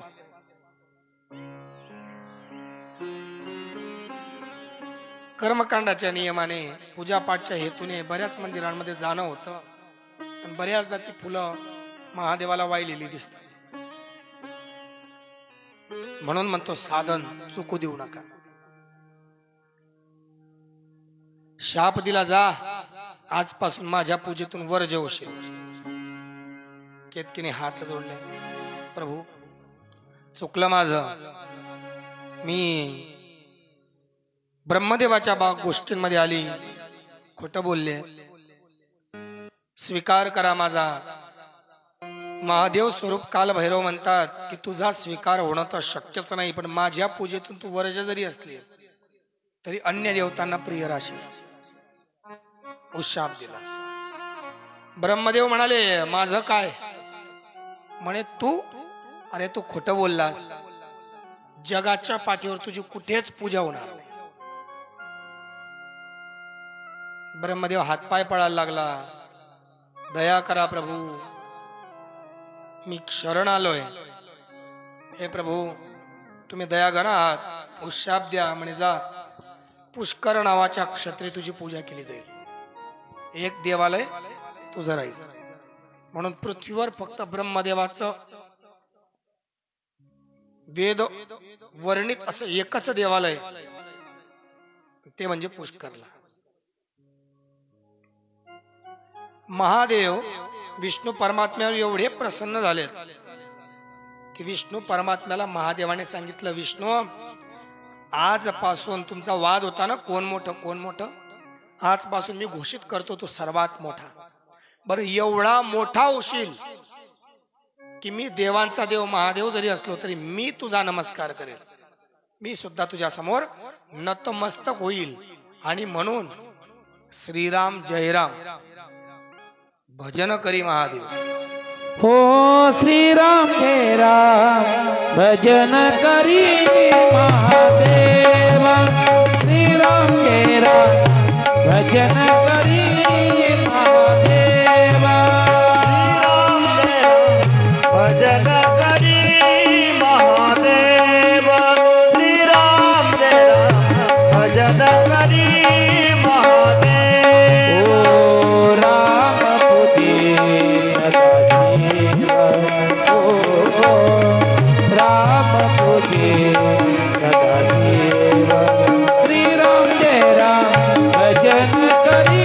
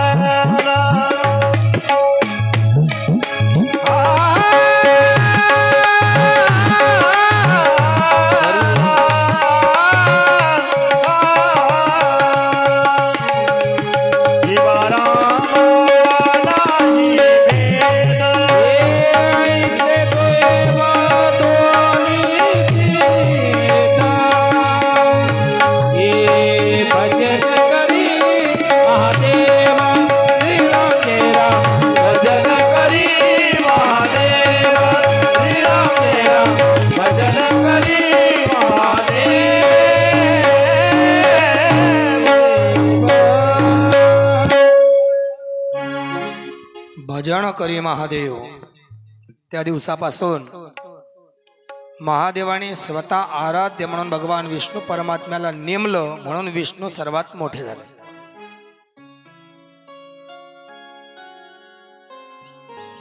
बापाने मुलाला खांद्यावर घेऊन जत्रा दाखवली का मुलगा मोठा होत नसतो, दिसायला मोठा असतो. भगवान महादेवाने विष्णू परमात्म्याला सर्वश्रेष्ठ दैवत, सर्वांचं आराध्य म्हणून त्या ठिकाणी स्थापित केलं आणि महादेवाची जी 5 कार्य आहेत ती विष्णूला समर्पित केली. महादेवाची 5 कार्य आहेत. महादेवाची 5 कार्य कुठली कुठली? महादेवाचं पहिलं कार्य आहे सृजन, दुसरं पालन, तिसरं संहार, चौथा अनुग्रह आणि 5वा तिरोभाव. सृजन म्हणजे उत्पत्ती करणे, हे प्रथम कार्य महादेवाचे. द्वितीय कार्य पालन, चराचर जगताचं पालन करणे. तृतीय कार्य संहार, जे प्रगट केलंय, ज्याचं पालन केलंय त्याचा नाश करण्याचं सामर्थ्य ठेवणे, संहार. चौथं कार्य अनुग्रह, अनुग्रह नाम उपदेश करणे. आणि 5वं कार्य तिरोभाव म्हणजे मोक्षाला नेणे. बघा, सृजन, उत्पत्ती करतात. महादेवाची 5 कार्य विष्णूला समर्पित, जी महादेवाने अधिकार दिला. सृजन, उत्पत्ती, पालन विष्णू भगवंत करतात. संहार, परित्राणाय साधूनाम विनाशाय च दुष्कृताम. वाईटांना मारण्यासाठी, सज्जनांना तारण्यासाठी देव संहारही करतात. अनुग्रह, जेव्हा एखादा आपल्या कर्ममार्गापासून रहाटतो, वेगळा होऊन जातो, भरकटतो, तेव्हा गीतेचा उपदेश देऊन देव अनुग्रह देखील करतात. अर्जुनाला केला ना. म्हणून चौथं कार्य देवाचा अनुग्रह, 5वं मोक्ष, तिरोभाव त्याला म्हणतात.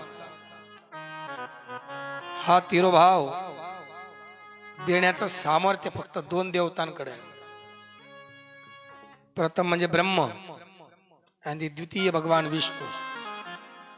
हेच तिरोभाव अर्थात मोक्ष देऊ शकतात. अविमुक्ती मंडपामध्ये आलेल्या प्रत्येकाला महादेव मोक्ष प्रदान करतात असं म्हणतात. पण तिथला नियम आहे, अविमुक्ती क्षेत्राला जर गेले ना तर तिथं नियम आहे. म्हणजे अविमुक्ती म्हणजे काशी. काशीला जाताना प्रथम माणूस एकटा नसला पाहिजे, स्त्री किंवा पुरुष. जर तो विवाहित आहे तर दाम्पत्य असलं पाहिजे. पंचगंगा सांगितल्यात काशीला. मनकर्णिका घाटावर स्नान केलं का पंचगंगेचं स्नान होतं. इथं गंगेचं वर्णन करण्यात आलं. भारतामध्ये म्हणजे जो भारतवर्ष आहे, या भारतवर्षामध्ये एकूण 350 गंगांचं वर्णन येतं. त्यातल्या भारतात फक्त 349 राहिल्या, कारण एक जी आहे ती नेपाळमध्ये गेली, जिचं नाव गंडकी आहे, की जिच्यातला पाषाण दगड सुद्धा विष्णू आहे, शालिग्राम आहे. अवधपती भगवान श्रीरामचंद्रांचं जे विग्रह तयार करण्यात आला, तो विग्रह त्याच गंडकी नदीतल्या शालिग्रामापासून निर्मित आहे.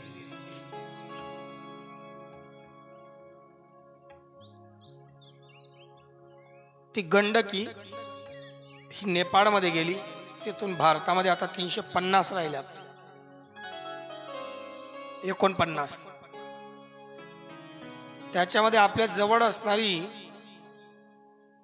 तापीचंही वर्णन येतं. 350 गंगाचं वर्णन करताना सर्वात प्रथम गंगा म्हणून तापीचं वर्णन आहे. कसं असतं ते, जवळ असलं का महत्व नसतं. प्रथमदा ज्यावेळेस सृष्टीची उत्पत्ती झाली, या सृष्टीवर चराचर जीवसृष्टी काहीच नव्हती, केवळ मातीचा गोळा होता. त्यावेळेस 12 आदित्य म्हणजे 12 सूर्य आकाश मनात एकदार तापावे एवढं तेज भगवान सूर्यनारायणाचं झालं. आणि त्याच्यापासून भगवान सूर्यनारायणाचा जो घाम निघाला, त्या घामाचे काही बिंदू या पृथ्वीवर पडलेत आणि तिथून ज्या प्रवाहाला प्रारंभ झाला त्या प्रवाहाचं नाव पडलं तपत्यायाम. पुढे या शब्दाचा अपभ्रंश झाला ताप्ती आणि त्याचा मराठीत अपभ्रंश झाला तापी. ही सृष्टीची प्रथम गंगा आहे. भागीरथाने ज्यावेळेस गंगा आणली तर ती गंगा भागीरथासोबत यायला नकार देते, मी येणार नाही. का? जर मी आली तर मला महत्व राहणार नाही. म्हणे का? अरे एवढी पुण्यवान पापाचा समूळ नाश करणारी तपत्यायाम म्हणजे तापी ज्या भरत वर्षामध्ये वाहते त्या भरत वर्षामध्ये मला कोण महत्व देईल? म्हणे मग म्हणे आधी तिचं महात्म्य हिरावून घ्या. तापी येते, तिचं महात्म्य जाईल कसं? म्हणून नारदाने तापीच्या काठावर तपश्चर्या केली. माता तापी प्रगट झाली मूर्तिमंत स्वरूपाने. आख्यान खूप मोठं आहे, पण संदर्भ आला म्हणून ती तेवढी थोडीशी कथा तुमच्या पुढे मांडतोय. नारदाने त्या ठिकाणी तप केलं, त्या तपाच्या साधनेतून माता तापी प्रगट झाली. नारदाला विचारलं, नारद काय पाहिजे? म्हणे देवी तुमचं महात्म्य. म्हणे कशासाठी? म्हणे अभ्यासासाठी. माझा अभ्यास झाला की मी परत आणतो. म्हणे चालेल. माता तापीने भाविक भक्त अभ्यासक म्हणून महात्म्य त्याला दिलं आणि नारदजी ते महात्म्य घेऊन ब्रह्मदेव लोकाला गेले. ते परत आलेच नाही. महात्म्य परत आणलं नाही, कारण शब्द काय वापरले होते? संत सज्जन किंवा साधू जेव्हा एखादं कार्य करतो तेव्हा त्याच्या शब्दांकडे लक्ष द्या. शब्द महत्वाचे असतात. आज आपण जो पांडुरंग पाहतोय हा शब्दांच्या खेळावर पाहतोय, नाही तर आपल्याला पांडुरंग दिसला नसता. कारण पांडुरंग का उभा आहे? आपण जातोय म्हणून. पुंडलिक वरदा, पुंडलिकाला जे वरदान दिलंय त्याच्यामुळे उभा आहे. पुंडलिक वरदा हरी विठ्ठल, तो विठ्ठल जो या ठिकाणी उभा आहे तो पुंडलिकाच्या वरदानामुळे. काय वरदान आहे? पुंडलिके काय केले, पुंडलिके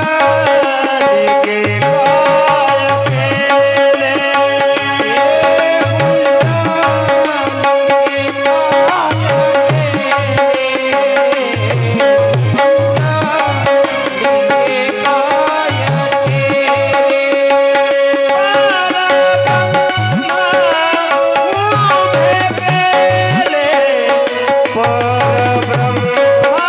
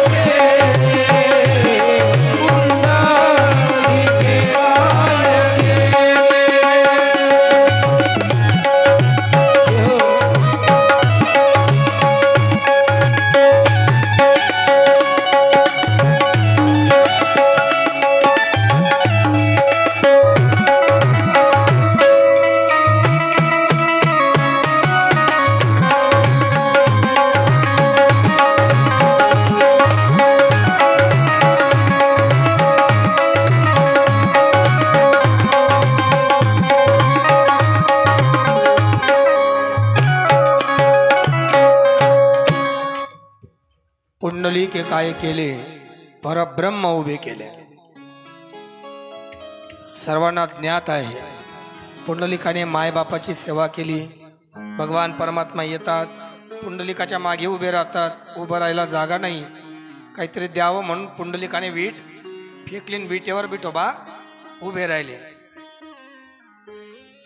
मग सकाळ झाली, ब्रह्ममुहूर्त.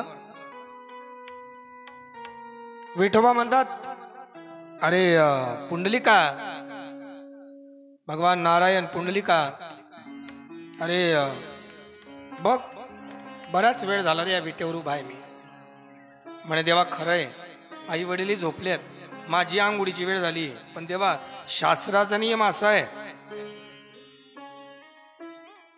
की देवाला, ब्राह्मणाला, साधूला, गुरुला पुरुषाने पारस तोंड दाखवू नये. सासऱ्याला, जेठाला, सासूला आणि ननंदला स्त्रीने पारस तोंड दाखवू नये. काही गोष्टी फक्त ऐकायच्या. तर देवा पारस तोंड मी कसं दाखवू, म्हणून थांब आंघोळ करून येतो. म्हणे अरे किती वेळ, देवा मला प्रसन्न झालायस ना. म्हणे हो. मला वरदान द्या. म्हणे काय, मी जोपर्यंत परत येत नाही तोपर्यंत उभा राहा. म्हणे दिलं तुला वरदान, तू ये. पुंडलिकजी महाराज चंद्रभागेत गेलेत. कटी बरोबर, कमरे बरोबर पाण्यात उभे राहिलेत. एका डुबकीतून स्नान होत नसतं. तीर्थावर गेले तर किमान 5 बुड्या मारल्या पाहिजे. तीर्थाचा नियम आहे. तीर्थक्षेत्रामध्ये पोहू नये. काही लोक नदीत उतरायला घाबरतात आणि त्या त्र्यंबकेश्वरला, त्या कुशावर्ताच्या त्या आवर्तामध्ये, त्या तीर्थामध्ये कुंड वाटतं, स्विमिंग पूल वाटतो त्यांना, तिथे हातपाय झटकतात मूर्खासारखं. तीर्थामध्ये पोहू नये, तीर्थामध्ये कपडे धुवू नये. आता निवृत्तीरायांची यात्रा झाली, योगानुयोग मी तिथे होतो. काही बाया आंघोळ करत होत्या, आंघोळ करून तिथेच ते कपडे पिळत होत्या कुशावर. आता ते तुम्ही गेले असाल, छोटस ते आहे, वाहतं पाणी नाही, तिथे कपडे पिळणं किती चांगलं आहे. त्या बाया पिळत होत्या. आणि तो तिथं बसलेला तो चौकीदार, तो अलाउजमेंट करत होता, अय बाई कपडे पिळू नकोस, तीर्थ आहे ते, कळत नाही का, अय ताई. मी त्याच्या जवळ गेलो, बाबा काय ते ऐकत नाही. म्हणे हे लोक आहेत ना जे महाराज ऐकत नाही ना, हे 100% जळगावचे असले पाहिजे. मी असं तोंड फिरवलं आणि कणकणात निघून गेलो. म्हणे सगळे ऐकतील पण खानदेशी काही ऐकत नाही. किती बोललं तरी पिळल्याशिवाय राहत नाही. तीर्थाला गेले का किमान 5 बुड्या. प्रथम तुम्ही पाण्याच्या खाली गेलात की पहिली बुडी ही देवाला समर्पित असते, दुसरी धर्माला समर्पित असते, तिसरी पितरांना समर्पित असते, चौथी गुरुला समर्पित असते आणि 5वी स्वतःला समर्पित असते. अशा 5 बुड्या मारल्या पाहिजेत तीर्थाला. खाली बुडायचं, वरती निघायचं. आणि 5 बुड्या झाल्यावर झालं तुमची आंघोळ. मग ओंजडीत पाणी घेऊन सूर्याला अर्घ्य, मग पितृतर्पण, मग देवतर्पण, मग ऋषी तर्पण, अनेक आहेत. पुंडलिकजी गेलेत, बुडी मारतात. देव, धर्म, माता पिता, गुरु वर आलेत. स्वतःची बुडी मारायची वेळ आली आणि पुंडलिक विचार करतात, म्हणे देवाने मला वरदान दिलंय की जोपर्यंत मी परत जात नाही तोपर्यंत देव जाणार नाही. आणि जर मी परत गेलो तर देव मला भेटून घेईल आणि निघून जाईल. अरे मी दैवयोगाने, आई वडिलांच्या पुण्याईने माझ्यासाठी तर तो आला, या जगाच्या पाठीवर परत सर्वसामान्य यांच्यासाठी येणार नाही. मग यांचं कल्याण कसं होईल? जर मी गेलोच नाही तर मला वरदान दिलंय तो परत जाणार नाही. संतांचा त्याग किती आपल्या प्रती आहे. महाराज पुंडलिकाने स्वतःसाठी चंद्रभागेत बुडी मारली, ते पुंडलिक वरती आलेच नाही. आणि आजही त्या पुंडलिकाच्या वरदानाचं पूर्णत्व करण्यासाठी, दिलेल्या वरदानासाठी तो तसाच 28 युगांपासून विटेवर उभा आहे. म्हणून पुंडलिक वरदा तो उभा आहे. त्याचा फायदा आपल्याला. शब्द देवा मी येतो तोपर्यंत थांब. तसं नारदाने सांगितलं, देवी माता तापी, मी तापी महात्म्याचा अभ्यास झाला का परत आणतो. जेव्हा जेव्हा तापीने विचारलं तेव्हा तेव्हा नारद म्हणतो अभ्यास नाहीच. एक कल्प महात्म्य दडवून ठेवलं. परिणाम भागीरथाने गंगा आणली, सोबत गंगा महात्म्य घेऊन आली आणि त्या महात्म्याचा प्रसार आणि प्रचार झाला. म्हणून आपण जास्तीत जास्त महत्व गंगेला दिलं. पण विचार केला तर त्या गंगेपेक्षा पतितांना पावन करणारी तापी ही सर्वात मोठी आहे. आणि हे फक्त महाराज माझ्या बुद्धीप्रमाणे तरी फक्त एकाच संप्रदायाने जाणलं. तो संप्रदाय म्हणजे दादाजी धुनीवाले. कारण फक्त दादाजींच्याच दरबारामध्ये तापीचा जन्म, तापीचा उत्सव, तापीची जयंती, तापीचं पुराण बखान केलं जातं. अन्यत्र अजून ते कुठेही नाही. आता या 2-4 वर्षात काही लोक परिक्रमा करायला लागलेत. जे तापी काठचे लोक आहेत, आमच्याकडे 4 वर्षापासून परिक्रमावासी येत आहेत. जशी नर्मदा परिक्रमा तशी तापी परिक्रमा करणार आहे. उशिरा का होईना लोकांना जाण आली.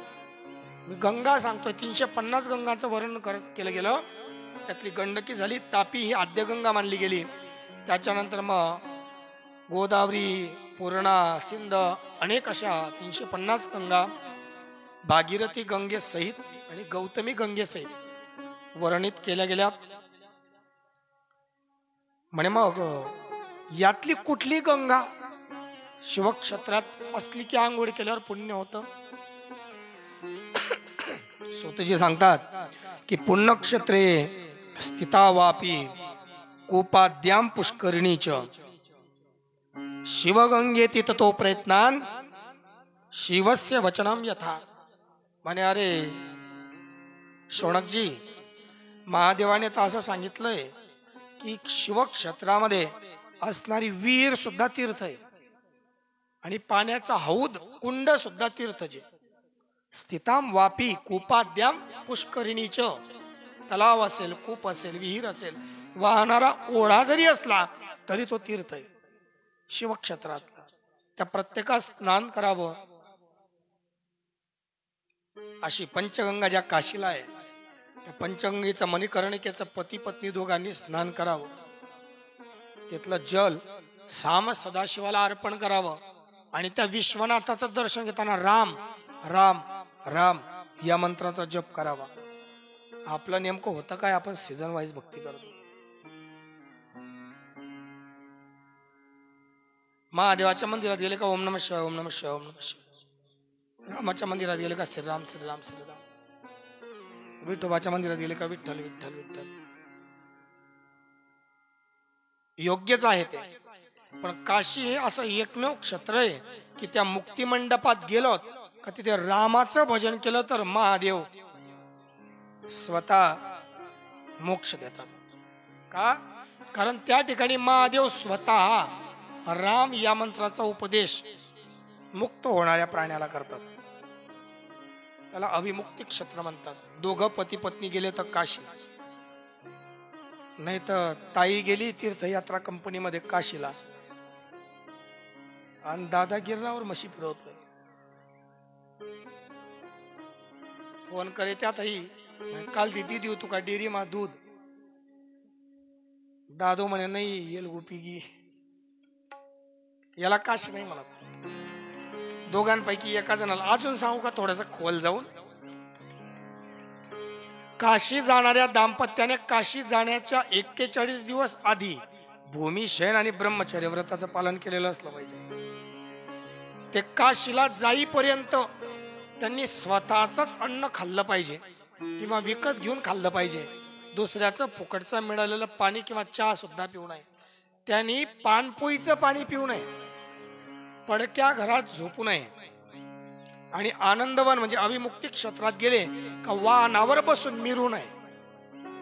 स्नान करून तिथं दर्शन घ्यावं, मनकर्णिकेचं पाणी महादेवाला अर्पण करावं, तिथून परत पंचगंगेला येऊन पंचगंगेचा लोटा भरावा, तिथून रामेश्वराला जावं, दक्षिण सेतुबंधतू रामेश्वरम, त्या रामेश्वराला जल अर्पण करावं आणि तिथून समुद्राचं पाणी घेऊन काशीला यावं आणि काशीला त्या ठिकाणी ते जल अर्पण करावं, तेव्हा एकदा काशी केल्याचं पुण्य लागतं. नाही तर असे आठवडे तर गण काशी करता. कार भाऊ म्हणे कान गए तो म्हणे काशी करा ना, करी आहे काशी, हा म्हणे.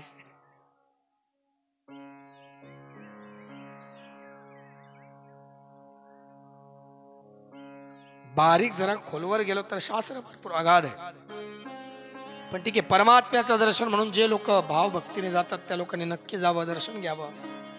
नाही निदान काही तर त्या परमात्म्याचा विग्रह पाहून आपल्या डोळ्यांचं पारणं फिटतं, एवढंच. विद्येश्वर संहितेमध्ये वर्णन करताना या महादेवाचं पूजन कसं करायचं म्हणे महाराजजी.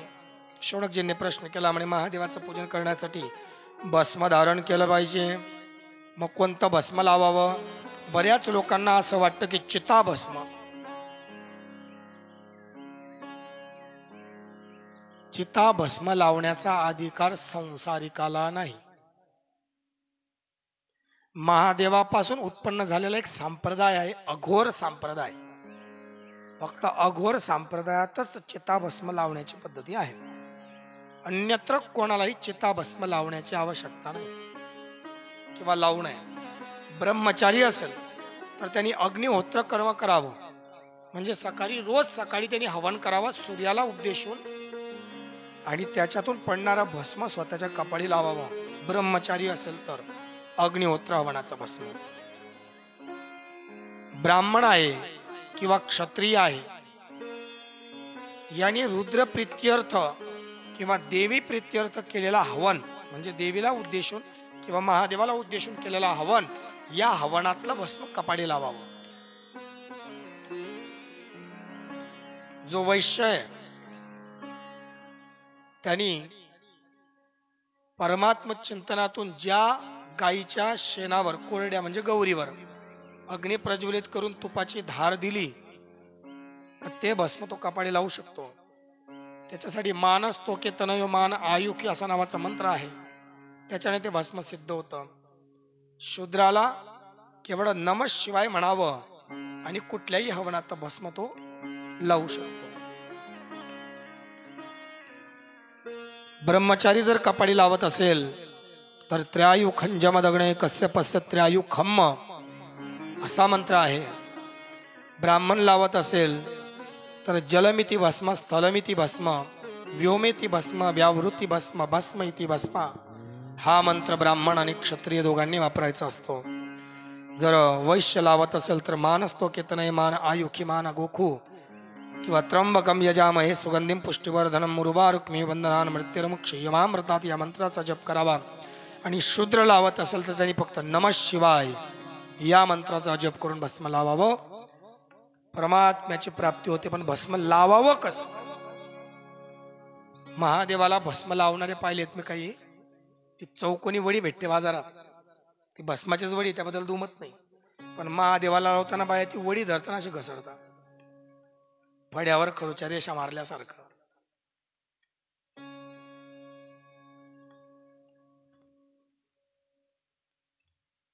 हे 3 बोटांचा वापर केला गेला पाहिजे. त्या वडीवरती 3 बोटं घासावेत किंवा हातावर. जर तुमच्याकडे ते भस्माची वडी नसेल तर ज्या हवनातली रक्षा तुम्ही आणली आहे ती हातावर टाकून त्यात थोडं पाणी मिश्रित करावं, 3 बोटांनी घासावं आणि या 3 बोटांनी भगवान परमात्म्याला 3 बोटांनी असं 3 रेषा आडव्या ओढाव्यात. अशा 5 ठिकाणी ओढाव्यात, कारण देव पंचमुखी आहे. महादेवाला तोंड किती? 5. 5 ठिकाणी त्या भस्म धारण करावं. जी आपण रेषा ओढतो ना, ती वरची जी रेषा आहे भस्माची त्याच्यामध्ये 9 देव, क्रमांक 2च्या रेषेमध्ये 9 देव आणि क्रमांक 3च्या रेषेमध्ये 9 देव, असे 27 देवतांचं अस्तित्व त्या भस्मामध्ये आहे. जो भक्त आपल्या कपाळी भस्म धारण करतो त्याला पिशाच्य बाधा कधीच होत नाही.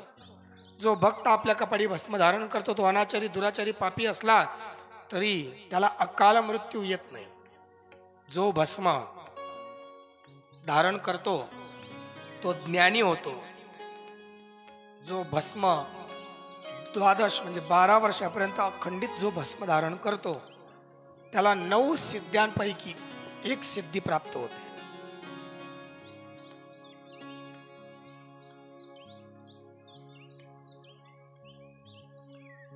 एवढं महात्म्य भस्माचं आहे, म्हणून भस्म लेपन केले पाहिजे.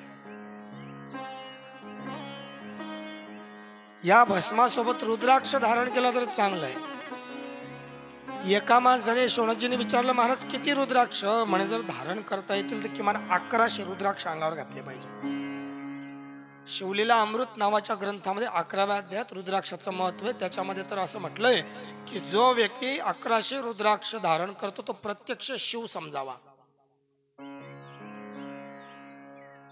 एकमुखी रुद्राक्षापासून 14 मुखी रुद्राक्षापर्यंत रुद्राक्ष आहे. जो रुद्राक्ष तुम्ही धारण केला त्याचं फळ तसं मिळतं. एकमुखी रुद्राक्ष हा प्रत्यक्ष शिवस्वरूप रुद्राक्ष आहे. तो जर गळ्यात माणसाने धारण केला तर लक्ष्मीची प्राप्ती होते. 2 मुखी रुद्राक्ष, या रुद्राक्षाचं नाव आहे देव देवेश्वर रुद्राक्ष. हा रुद्राक्ष धारण केला तर कामना सिद्ध होतात. मनातली जी इच्छा धरून तुम्ही धारण केला ती इच्छा परिपूर्ण होते. क्रमांक 3चा आणि 3 तोंडांचा जो रुद्राक्ष आहे तो रुद्राक्ष धारण केल्याने आपल्या केलेल्या साधनेचं फल प्राप्त होतं. 4थ्या क्रमांकाचा रुद्राक्ष हा ब्रह्मस्वरूप आहे. 4 मुख त्याला आहेत. तो धारण केला तर ब्रह्मज्ञानाची प्राप्ती होते. 6 मुखी रुद्राक्ष जो आहे तो जर उजव्या हाताच्या दंडामध्ये धारण केला त्या रुद्राक्षाचं नाव आहे कार्तिक. तो जर उजव्या हाताच्या दंडात धारण केला तर ब्रह्महत्येचं पाप सुद्धा नाश पावतं. एवढं त्या 6 मुखी रुद्राक्षाचं महत्व आहे. 7 मुखी रुद्राक्ष, या रुद्राक्षाचं नाव आहे अनंग नावाचं रुद्राक्ष. ज्याच्याकडे दरिद्री आहे, खूप काम करतो, कमवतो, पण घरात पैसा टिकत नाही, पैसा स्थिर राहत नाही, परवडत नाही, अशा व्यक्तीने जर 7 मुखी नावाचा अनंग रुद्राक्ष धारण केला तर त्याच्या घराचा समूळ दरिद्रता नाश होत आहे. 8 मुखी रुद्राक्षाला भैरव नावाचं रुद्राक्ष म्हणतात. हा धारण केला तर दीर्घ आयुष्याची प्राप्ती होते. 9 मुखी रुद्राक्ष हा प्रत्यक्ष नवदुर्गेचं स्वरूप आहे. जो धारण करतो त्याला सर्वत्र विजय प्राप्त होतो, पण तो डाव्या हाताच्या मनगटात धारण करायचा असतो. 10 मुखी रुद्राक्ष प्रत्यक्ष विष्णू स्वरूप आहे. हा 10 मुखी रुद्राक्ष जो धारण करतो त्याला सर्वत्र विजय प्राप्त होतो आणि तो अधिष्ठित होतो. 11 मुखी रुद्राक्ष याला रुद्र म्हणतात. हा धारण केला तर व्यक्तीला कुठल्याही पद्धतीच्या व्याधी किंवा रक्ताचा त्रास होत नाही. ज्या व्यक्तीला रक्ताचा त्रास आहे त्या व्यक्तीने 11 मुखी रुद्राक्ष धारण करावं. ज्याला तेज पाहिजे त्यांनी 12 मुखी रुद्राक्ष जर आपल्या केसांमध्ये धारण केला तर तो दिसायला तेजपुंज होतो, दिव्य होतो, तेजस्वी दिसतो, सुंदर दिसतो. ज्याला सौभाग्याची अपेक्षा आहे त्यांनी 13 मुखी रुद्राक्ष धारण केला तर त्याचं सौभाग्य अखंडित टिकून राहतं. आणि 14 मुखी रुद्राक्ष जर मस्तकावर म्हणजे कपाळावर धारण केला तर ज्ञात, अज्ञात, कायिक, वाचिक, मानसिक या 3ही प्रकारची मुख्य पाप आणि 2 प्रकारची पाप ज्ञात, अज्ञात या सर्व पापांचा मुळापासून नाश करतो 14 मुखी रुद्राक्ष. असं रुद्राक्षाचं महत्व आहे. असे किती रुद्राक्ष घातले पाहिजे अंगावर? सूत महाराज म्हणतात 1100 घातले पाहिजे म्हणे. मग 1100 घालायचे कसे? जे जानवं तुम्ही परिधान करता त्या जानव्यामध्ये 360 रुद्राक्ष धारण केले पाहिजेत. 550 रुद्राक्ष मस्तकावर मुकुट म्हणून धारण केले पाहिजेत. शेंडीमध्ये 3, दोन्ही कानांमध्ये 6 रुद्राक्ष, गळ्यामध्ये 108, मनगटामध्ये 16, कोपरांना 10, बाहूंना 11 आणि गळ्यामध्ये 11. पुन्हा प्रत्येकी जी बोटं आहेत तिथं 1-1, अंगुष्ठामध्ये 2, यज्ञोपवीताच्या ब्रह्मगाठीला 3, कमरेमध्ये 5, पाठीवर 11, असे 1100 रुद्राक्ष जर पुरुषाने धारण केले तर तो प्रत्यक्ष शिव समान होतो असं मानलं जातं. असं रुद्राक्षाचं महात्म्य सूत महाराज शौनकजींना विद्येश्वर संहितेत सांगतात. इथं आपली विद्येश्वर संहिता समाप्त होते आणि शिवपुराणाच्या रुद्र संहितेला प्रारंभ होतो. नमो पार्वती पतये हर हर महादेव. या रुद्र संहितेमध्ये नारदाची तपश्चर्या, नारदाचं आख्यान आणि सती खंड व पार्वती खंड असे दोघही खंड या रुद्र संहितेत येतात, जी आपण आपल्या उद्याच्या नियोजित वेळेवर पाहणार आहोत. आता 2 मिनिटं प्रभूचं चिंतन होईल. आरतीचे यजमान पुढे येतील. तुझको मैं कर दूंगा तुझको समर्पण, तू मेरा